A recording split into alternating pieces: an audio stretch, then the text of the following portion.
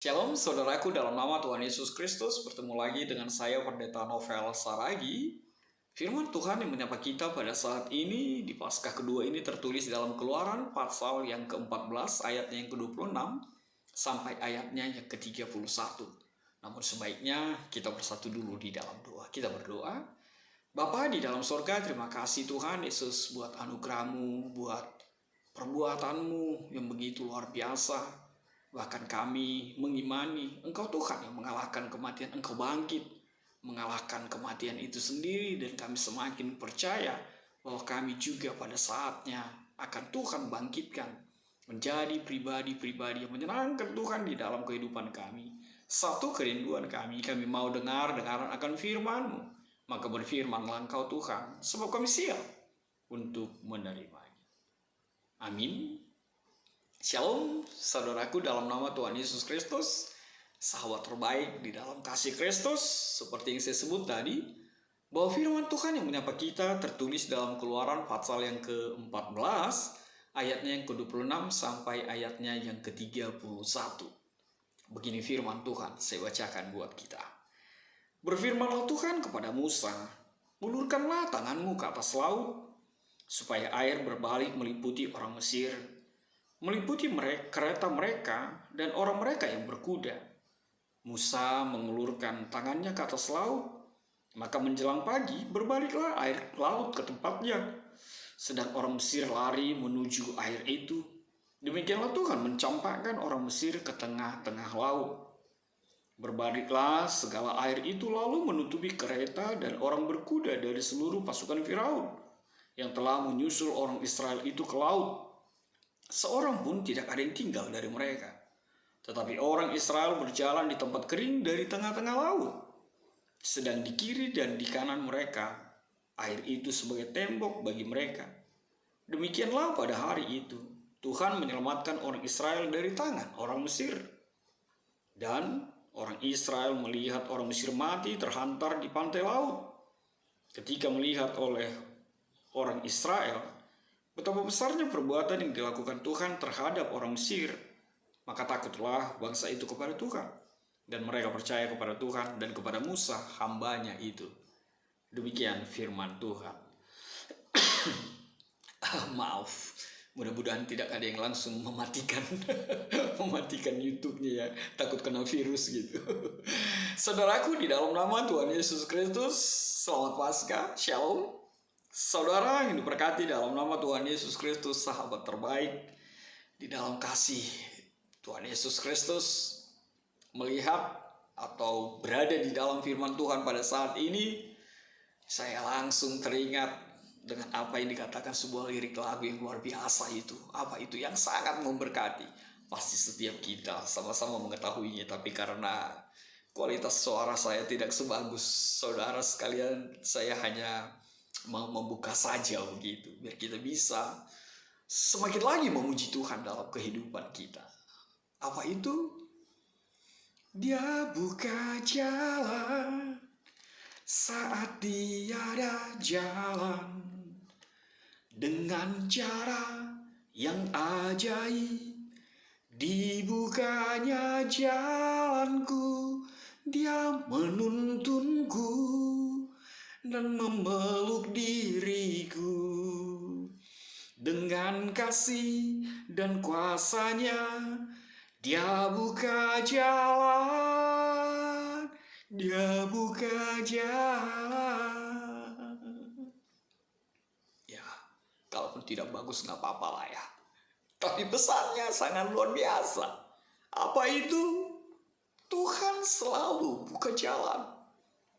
Dan itu juga menjadi kekuatan Paskah pada saat ini. Apa itu? Bagi Tuhan tidak ada jalan tertutup. Tidak ada yang bisa menggempang, tidak ada yang bisa menutup, tidak ada yang bisa membatasi langkahmu menuju apa yang Tuhan janjikan di dalam kehidupan. Itu kekuatan Paskah. Kita dibangkitkan, kita diberi kekuatan, kita dimampukan menjalani hari-hari kehidupan kita, sebab jalan itu terhampar di depan. Saudara yang berkati dalam nama Tuhan Yesus Kristus, bukankah itu menjadi kekuatan bagi kita ketika kita berada di dalam kebenaran firman Tuhan ini? Sebab apa dikatakan baru saja bangsa Israel keluar dari tanah Mesir, dari penjajahan bangsa Firaun. Mereka sudah dikejar oleh pasukan bangsa Mesir. Padahal tulah yang ke-10 baru terjadi. Dan kalau kita baca di ayat sebelumnya, firman Tuhan mengatakan, lalu berbaliklah hati Firaun, yang tadinya dia mengizinkan bangsa Israel untuk keluar meninggalkan tanah Mesir. Lalu dia menyadari, hatinya berbalik. Dia mengejar pasukannya sampai 280-an, 260-an pasukan berkuda. Dia turunkan mengejar bangsa Israel itu. Dan lihatlah ketakutan bangsa Israel itu di dalam perjalanan mereka. Sampai-sampai dikatakan di ayat yang sebelumnya, hai Musa, apakah kamu sengaja dengan keberadaan ini? Gak ada lagi rupanya kuburan di tanah Mesir sampai-sampai engkau membawa kami ke padang gurun ini untuk mati. Lihatlah ketakutan bangsa Israel yang begitu luar biasa sekali. Sebab benar mereka tidak mau mati di padang gurun itu. Bahkan mereka mengatakan jauh lebih baik mereka menjadi bangsa budak di tanah Mesir daripada menjalani rencana dan karya Tuhan dalam kehidupan mereka. Mungkin itu karena penderitaan, mungkin itu juga karena ketakutan, mungkin itu juga ketidakberimanan kepada Tuhan, kepada karya Tuhan dalam kehidupannya. Sehingga Musa mengatakan dengan kekuatan firman Tuhan, diamlah, Tuhan yang akan berperang, sipmaho, Tuhan yang akan berperang, kamu diam saja. Dan benar, apa yang kita lihat di dalam kebenaran firman Tuhan ini? Tuhan mengatakan kepada Musa, ulurkanlah tanganmu ke atas laut, supaya air berbalik meliputi orang Mesir, meliputi kereta mereka dan orang mereka yang berkuda. Mari kita melihat kekuatan itu. Tuhan menyuruh Musa untuk mengulurkan tangannya. Bahkan ketika mereka ingin menyeberang, Musa mengulurkan tangannya, lalu terbelahlah laut itu. Dan bangsa itu berjalan, menyeberangi. Berjalan di darat, menyeberangi laut itu. Begitulah, seperti apa yang lirik lagu itu katakan. Bahkan ketika laut di depan mata mereka, jalan terasa buntu, jalan terasa tidak sampai mentok. Tapi bagi Tuhan tidak ada istilah buntu. Bagi Tuhan tidak ada istilah tak berujung. Bagi Tuhan selalu nyata. Karya Tuhan selalu nyata dalam kehidupan kita. Tidak ada kebuntuan bersama Tuhan. Maka saudaraku, kalaupun saat ini engkau berada di dalam situasi hatimu yang penuh dengan carut marut, hatimu penuh dengan kegalauan, hatimu mungkin mengalami dikejar-kejar tanda petik sesuatu yang menakutkan dalam kehidupanmu, bahkan melampaui kekuatanmu menurutmu, seperti kekuatan bangsa Mesir. Lihatlah kepada karya Tuhan. Lihatlah kepada Tuhanmu. Kalau Yesusmu, Tuhanmu adalah Tuhan yang bahkan mengalahkan kematian itu, apalagi lah sesuatu yang menakutkan yang ada di dalam pikiranmu. Tuhan pasti buka jalan. Amin. Tuhan pasti buka jalan. Sekali lagi, Tuhan pasti buka jalan. Tapi hal yang tidak pernah dan tidak boleh terlepas dari keimanan kita, apa itu? Tuhan memakaimu menjadi alatnya. Lihatlah apa seru Tuhan kepada Musa, ulurkanlah tanganmu. Saudaraku, dalam nama Tuhan Yesus Kristus, sahabat terbaik dalam kasih Kristus, Tuhan membutuhkanmu. Tuhan memerlukanmu, Tuhan mau menjadi mitra denganmu, maka dituntut sebuah kepatuhan, maka dituntut sebuah kesetiaan, maka dituntut sebuah hati seorang hamba di tengah-tengah kehidupan kita. Lalu Musa mengulurkan tangannya. Coba berpikir secara sederhana. Apa iya mesti Tuhan memakai Musa? Enggak juga lah. Tuhan bisa lakukan itu semua. Selesai semua. Tapi sekali lagi, Tuhan mau menyatakan bahwa Tuhan membutuhkanmu, Tuhan memerlukanmu, Tuhan ingin berkarya, Tuhan ingin bermitra denganmu. Bukankah engkau adalah makhluk tertinggi? Bukankah engkau adalah ciptaan Tuhan yang begitu luar biasa dihadirkan di tengah-tengah bumi ini, di tengah-tengah dunia ini? Tuhan mau bermitra denganmu. Tapi jadilah seperti Musa yang mau melakukan apa yang Tuhan katakan di dalam kehidupannya. Ulurkan tanganmu, lalu Musa mengulurkan tangannya, membelah laut, lalu menutup laut itu, membuat bangsa Mesir dengan pasukannya tenggelam, mati, terhampar di pantai. Musa mengulurkan tangannya ke atas laut.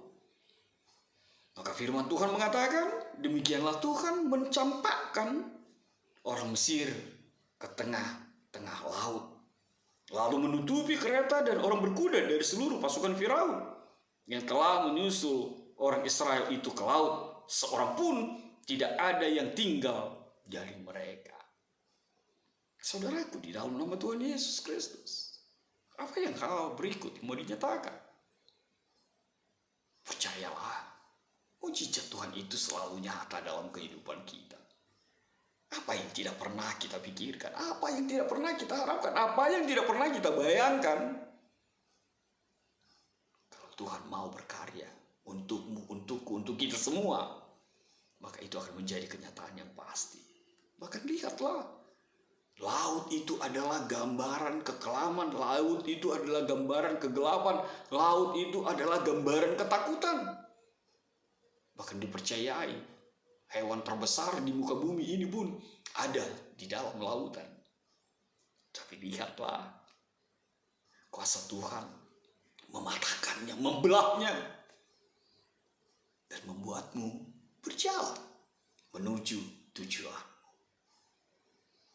Bersama Tuhan, rintangan itu akan dinyahkan.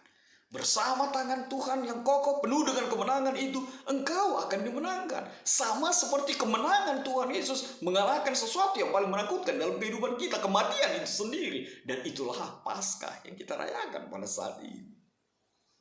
Maka saudaraku, hiduplah di dalam kebenaran firman Tuhan, diamlah dan biarlah Tuhan berperan. Sekali lagi, mujizat Tuhan itu nyata. Mujizat Tuhan sejak perjanjian lama hingga saat ini dan nanti akan nyata dalam kehidupan kita. Saudaraku, di dalam kebenaran firman Tuhan Yesus Kristus, kembali kita kepada sosok Firaun. Kalau ada orang yang gimana ya, sudah 10 tulah, tapi tetap juga tidak berubah, tetap juga tidak sadar-sadar, tetap juga hatinya keras, mungkin kita akan mengatakan dangcol mau rahasibah gitu ya. Mungkin gak manusia lagi itu. Begitulah jugulnya, begitulah kerasnya. Tapi lihatlah saudaraku, tidak ada kejugulan, tidak ada kekerasan, tidak ada sesuatu yang menakutkan bagi Tuhan. Bahkan pemerintah di tengah-tengah dunia ini dengan kezolimannya, dengan kekuasaannya, di dalam Tuhan itu nothing, itu nol. Itu tidak berkuasa, itu tidak berarti. Di dalam Tuhan semuanya selesai. Masalahnya adalah, maukah kita hidup di dalam karya Tuhan? Maukah kita berjalan menuju apa yang Tuhan rencanakan dalam kehidupan kita? Maukah kita diselamatkan? Maukah kita dibebaskan? Atau masihkah kita berada di dalam sungut-sungut bangsa Israel itu? Padahal jauh sebelumnya Tuhan sudah berfirman, aku akan menyertai engkau di malam hari dengan tiang api, di siang hari dengan tiang awan. Masih juga nggak percaya, masih juga marjugul. Maka saudaraku, dalam firman Tuhan, kekasih hati dalam kasih Kristus, hiduplah dalam rancangan Tuhan. Hiduplah dalam rencana Tuhan. Mujizat Tuhan hari lepas hari nyata di dalam kehidupan. Yang terakhir, apa yang dikatakan oleh kebenaran firman Tuhan ini. Ketika dilihat oleh orang Israel betapa besarnya perbuatan yang dilakukan Tuhan terhadap orang Mesir, maka takutlah bangsa itu kepada Tuhan. Dan mereka percaya kepada Tuhan dan kepada Musa, hambanya itu. Kita hubungkan dengan apa kata Tuhan Yesus. Ketika Tuhan Yesus bertemu dengan Thomas, Tuhan Yesus mengatakan, berbahagialah meski engkau tidak melihatnya.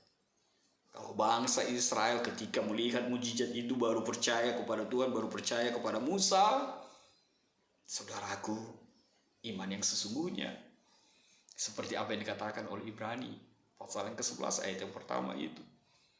Iman itu adalah percayakan sesuatu yang belum kelihatan.